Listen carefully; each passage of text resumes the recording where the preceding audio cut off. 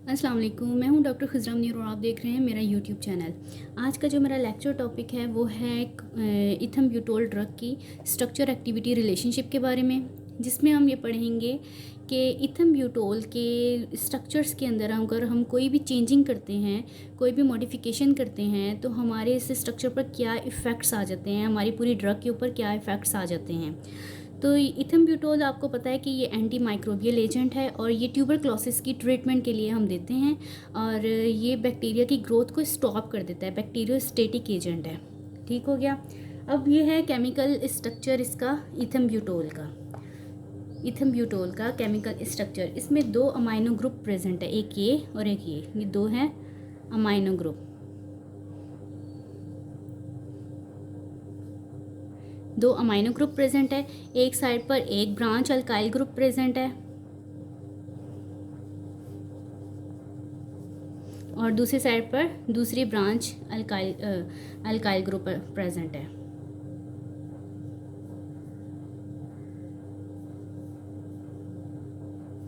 ठीक। अब structure activity relationship के कुछ पॉइंट्स हैं।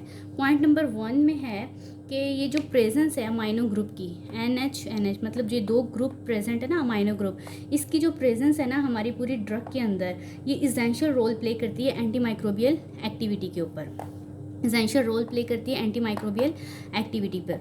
तो ये इसका पहला पॉइंट है। दूसरा पॉइंट ये है कि जो प्रेजेंस है ना ये ब्रांच अल्काइल ग्रुप की, एक साइड पर यहाँ और एक साइड पर यहाँ नाइट्रोजन एटम के ऊपर, नाइट्रोजन एटम 1, नाइट्रोजन एटम 2, इसके ऊपर एक ब्रांच अल्काइल ग्रुप अटैच है, इसके ऊपर दूसरा। इसकी जो प्रेजेंस है ना ये भी इन्फ्लुएंस करती है एंटी माइक्रोबियल एक्टिविटी को। 2 पॉइंट। तीसरा पॉइंट ये है कि जब ये अमाइनो ग्रुप जो है ये इसको अगर रिप्लेस कर दें किसी भी एसिटाइल ग्रुप के साथ या सल्फोनाइल ग्रुप के साथ या फिर नाइट्रोसाइल ग्रुप के साथ, तो जो एक्टिविटी होगी ना एंटी माइक्रोबियल एक्टिविटी वो एबलिश हो जाएगी, ख़त्म हो जाएगी। ठीक है। अब एसिटाइल ग्रुप जैसा कि ये देखें,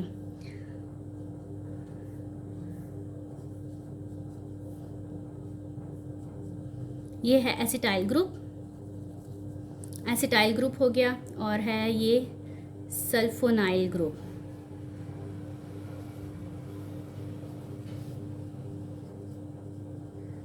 सल्फोनाइल ग्रुप, एसिटाइल, सल्फोनाइल और नाइट्रोसाइल ये। ठीक है।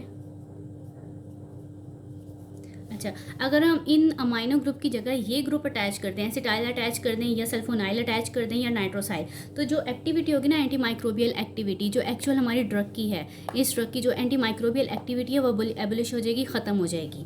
3 पॉइंट क्लियर हो गए। चौथा पॉइंट हमारा ये है कि जो हेट्रो एटम्स है ना हमारे, जैसे कि ऑक्सीजन हो गया और सल्फ़र, एक अगर हम इसको सब्सटीट्यूट कर दें इथाइलिन के ऊपर, तो जो सब्सटीट्यूशन अगर हम कर दें ना इथाइलिन के ऊपर किसी भी ऑक्सीजन की, सल्फ़र की, तो जो हमें डेरिवेटिव मिलेंगे वो इनएक्टिव होंगे।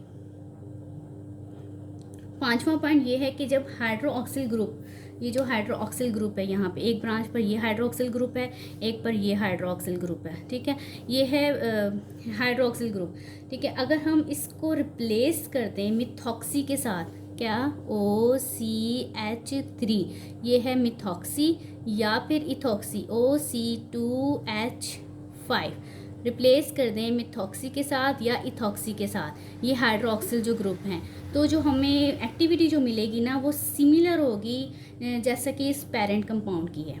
ये पेरेंट कंपाउंड है, इसकी एक्टिविटी जैसी होगी ना ये ग्रुप अटैच करने से भी एक्टिविटी सिमिलर रहेगी, कोई नेगेटिव इफेक्ट नहीं होगा इस ड्रग के ऊपर। 5 पॉइंट क्लियर। छठा पॉइंट ये है कि अगर हम रिप्लेसमेंट कर दें बेंजोइल की या थाइमिथाइल ग्रुप की N2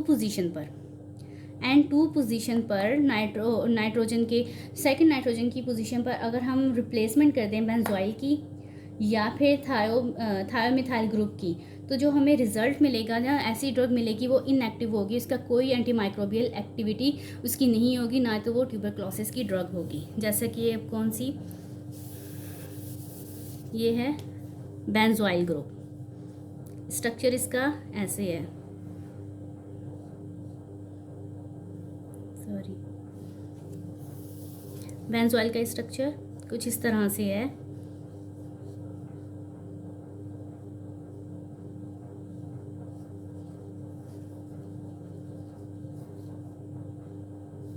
बेंजॉइल ग्रुप है और एक है थायोमिथाइल ग्रुप। थायोमिथाइल जैसा कि ये